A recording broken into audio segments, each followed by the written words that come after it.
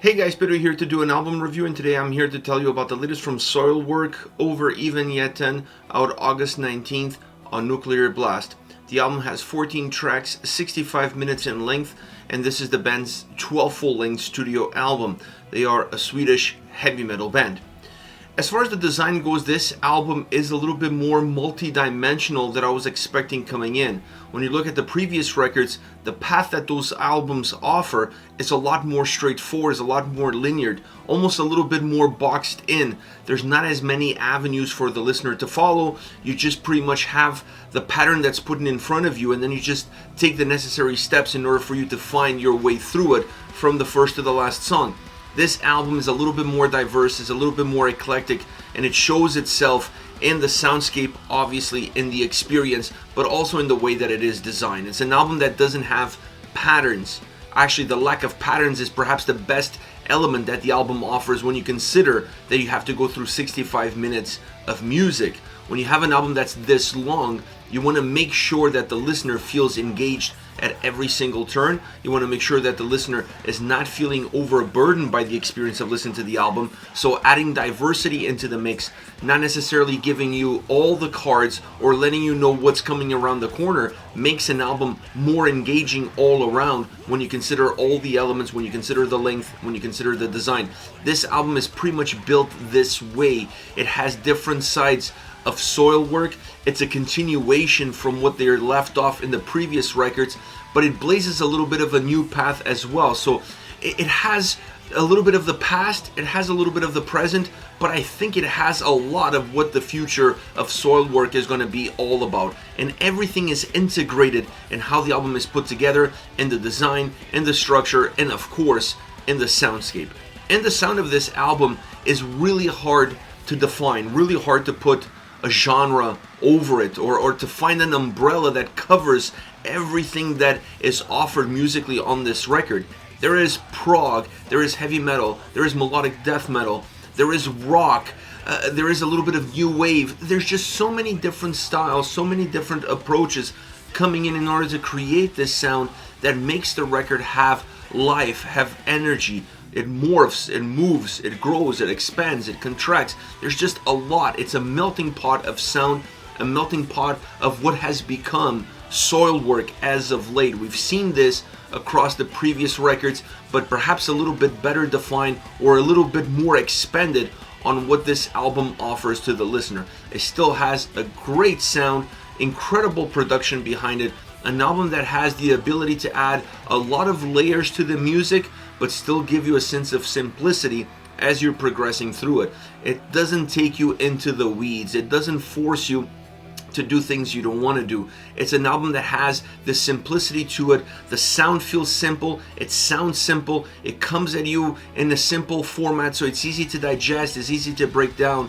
But if you want to go deeper into it, you could see all the different layers, all the different pieces that went into making this sound, this music, this record. I love this combination. I think Soilwork is one of the few bands that can create a record that has these sort of attributes and not necessarily make it overly thick, overly robust, in order to be able to showcase everything that they want to showcase within an album and within individual songs.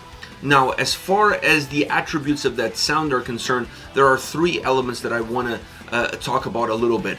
The drums, guitars, and keys. I want to start off with the keys. This is not an overly atmospheric album. It's actually pretty simple from that perspective. There are some atmospheric elements here and there, but it's not an album that relies on it in order to create the experience of listening to it. But the keys still play an important role throughout the entire record. Whenever there is atmosphere to be had, the keys are predominantly the ones pushing it, providing it, creating it. And they have an incredible ambiance throughout the entire record, blending really well with the guitar sound, blending really well with the vocals, pairing it up, allowing the experience of both of those elements, vocals and guitars, to feel a little bit thicker, a little bit warmer, to have a little bit more life. So not necessarily in your face sort of keyboard performance, but still a very important performance, one that adds a lot of quality to the overall experience, a lot of quality to the individual songs and what you're going to get from it. Now, as far as the drums are concerned, the drums on this record have power. they have thickness. Even in the songs that are perhaps a little bit calmer, for lack of a better term, you still hear the power that the drums have. And this is an album where the drums have this thick presence to them. They have soul, they have substance. Normally on albums like this, on albums that are this diverse or that have this much of a melodic drive to it, you see the cymbals coming in and drummers overusing those cymbals, which in my opinion, for an album that has that sort of sound, an album like this, it flattens everything out. And that's not what you should be doing. You should be using the drums to add soul, to add groove, to add thickness, to create shapes, to help form what these songs and what the sound of these songs is all about. And I felt like they did that perfectly throughout the entire record.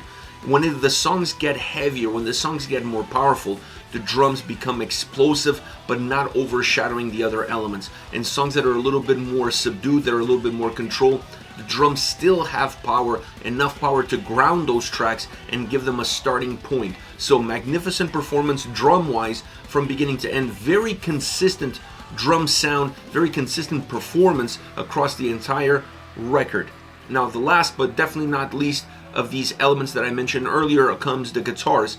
I like the guitar sound on this album. I like the experience that they give, perhaps a little bit of the prog sound that you're gonna find. It's coming predominantly from that guitar experience and what they give and what they offer and how they make you feel.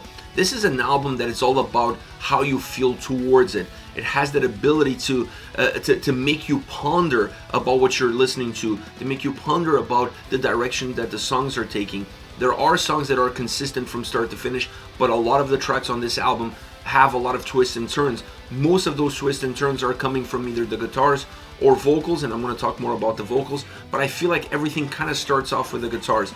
The guitar sound, all around is really well put together. It's really well created, merging really well with the keyboards, creating melody, creating drive, creating dynamic mechanisms that make the album move really well. It's not a record where you see the guitars pausing the album either on a solo or on a bridge or a harmony or a melody. No, the guitars are always creating fuel to the fire. Perhaps more fuel in some songs, less fuel in the others, but still having the same purpose all around, creating movement, taking you along for the ride, making the overall experience more enjoyable because of the life and the twists and turns that they offer from song to song and within songs themselves. So I really like the guitars on this album. I like the guitar performance. When they need to be heavy, they are very heavy, very powerful. When they need to be more melodic, then they go down that path, also able to blend those two worlds together as one. It's really the calling card of what Soilwork currently is,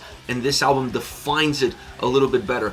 I think we've seen these parameters, a lot of this album, we've seen this in the previous records, at least the first foundations of what this album is. I don't think you can get to this record without the two previous albums kind of setting the path, and then now finally you are able to see the full picture. So it's a really interesting record from that perspective. It's a record that feels like they finally reach the destination, that destination that they had been traveling towards across the previous record. So it's an interesting album from that perspective all around, and you see a lot of that on the guitar sound. Now, as far as the vocals are concerned, when you have a guy like Bjorn Strid, you have a person that gives life to these tracks. The ability that he has to create ups and downs, dynamic movement, ebbs and flows, just by changing his vocal approach, by changing the melody, by changing the tune, going from cleans to harsh, is phenomenal. He adds another element to the record. He allows the songs to be a lot bigger, to be a lot better defined, to have more elements to it, more layers to it. Even though the vocals are not necessarily layered, what he's doing with his voice gives you the perception of depth, and within that depth comes the layers that feels the space, that gives you that sense of different movements within it. So I absolutely enjoyed his vocal performance throughout. I'm a huge fan of his clean vocals. This is not to say that his harsh vocals are not top notch, because they are, but when he moves into the clean vocals, when he brings that Night Flight Orchestra almost type tone in delivery, then he changes how you perceive the songs. Add some prog elements into the mix, and this record takes you in a very different avenue as far as those specific elements are concerned. But phenomenal vocal performance from start all the way to the finish. Overall, this is a record that has a lot of strength. It's not a heavy album. I hope people don't come into this record expecting a very heavy album. There are heavy songs. There are a few and far in between, but there are heavy, consistently heavy tracks from start to finish on this album. But this is not a heavy record. This record is about the experience. It's an album that perhaps is worth more for the collective than it is for the individualities. And that is not to say that the individual songs don't have quality, but they don't paint the full picture. I could show you 4 tracks from this album and you're gonna think the record is completely different. Each song is gonna give you a different perception of what the album is all about. So when you put them all together and you listen to the record from start to finish, then you understand what this album really is about. You can see the full picture. The full picture is not there on the individual basis, and that's why I say that this album is really about the collective experience that offers. If you're a fan of the band and you're one of those people that likes to sit down and go from the first to the last track, this is one of their strongest records in later years, or at least in later releases. But if you're going more towards the individual bangers and you're looking for a song here and a song there, I don't think you're going to get as much out of this record, because the songs need everything else around it. They need the journey. It's really hard to snapshot a song out of the overall experience of what it means to listen to this record from start to finish. Now, as far as favorite tracks are concerned, having said that, I'm going to do just that and give you my favorite 3 songs on the album. But I picked these 3 songs because I feel like they all offer different sides of what this whole record is all about. And I want to start off with the Electric again. This is a heavier track, at least heavier than a lot of the songs on this record, but it's not overly heavy. It just has some heaviness to it, but it has mild heaviness. Maybe that's the best way to describe it. It's a song that moves really well musically and vocally. That heaviness is present on both elements, with the harsh vocals, with how thick the drums and guitars are together. It still has a lot of melody blending in that melody perfectly. You see the difference between these two worlds when you look at the verses and you look at the chorus. The verses are heavier, the chorus is more explosive, more melodic, more over the top, and the clean vocals really break that dynamic and enhance that melody that you're going to find in the chorus. It has this yin and yang movement, which allows the overall heaviness to dissipate a little bit because you don't feel it consistently from start to finish. It has a great bridge, a string bridge solo that changes the perception of the record, or of the track. It just takes you in a different avenue. It just gives you something completely different that you hadn't really experienced before. And then how it bridges from that into the guitar solo, a guitar solo that's very heavy, very explosive, the complete opposite. I mean, these are 2 different worlds. But I like this because this is a song that's all about 2 different worlds, the verses and the chorus. So having 2 different sets of solos, if you will, coming from 2 different starting points with 2 completely different experiences, really match what you've been getting all around from beginning all the way to the end as far as the song is concerned. And then we have Is It In Your Darkness, and this is, in my humble opinion, the heaviest track on the album. Consistently heavy from start to finish. It doesn't really dip here and there. I mean, there are a few breaks, there are a few ripples of melody that kind of break away from that consistent heaviness that the song has. But when you get to the end of this track, those ripples will be forgotten because it's all about the power, the drive, the heaviness musically and vocally that this song offers. It is a banger of a track. It has that melodic, that Swedish melodic death metal sound at its backdrop. So even when it gets a little bit more melodic, it never really breaks pattern, it never really breaks rhythm as far as that genre is concerned. It's something that the fans of the genre are used to it, and that's why I say that when you get to the end of it, the heaviness overshadows everything else because that becomes the calling card of the song. Even the clean vocals don't break away with the heaviness, because when the clean vocals are coming through, the drums and the guitars are still very heavy behind it. So it creates a little bit of depth, works really well, one taking nothing away from the other, rather complementing each other. Last but not least, Harvest Spine. I really enjoy this song because it has a chorus that stays with you, it resonates with you. It has this hooky catchiness in terms of the lyrical content, how the vocals represent that lyrical content, Everything comes together really well. It has a great guitar sound, and in my humble opinion, this is a song that really also develops itself from that guitar sound that becomes very unique to the experience of listening to this specific song. And that matched up with that hookiness of the chorus, with that hookiness of the vocal delivery, really stands out in the crowd as far as song construction, song execution, and experience is concerned. I love the overall mobility of the track. It's not a clunker. It's a song that moves really well, that morphs, grows, expands, contracts. Very dynamic track, but a track that's dynamic but not necessarily in your face dynamic. It's not constantly moving and having abrupt changes. It moves, but it moves in a very subtle kind of way, and the changes that it's put forward are easy to understand, are easy to process, are easy to follow. Interesting track, really great track all around, a very smooth listening experience, even though, like I said, it feels very dynamic at times.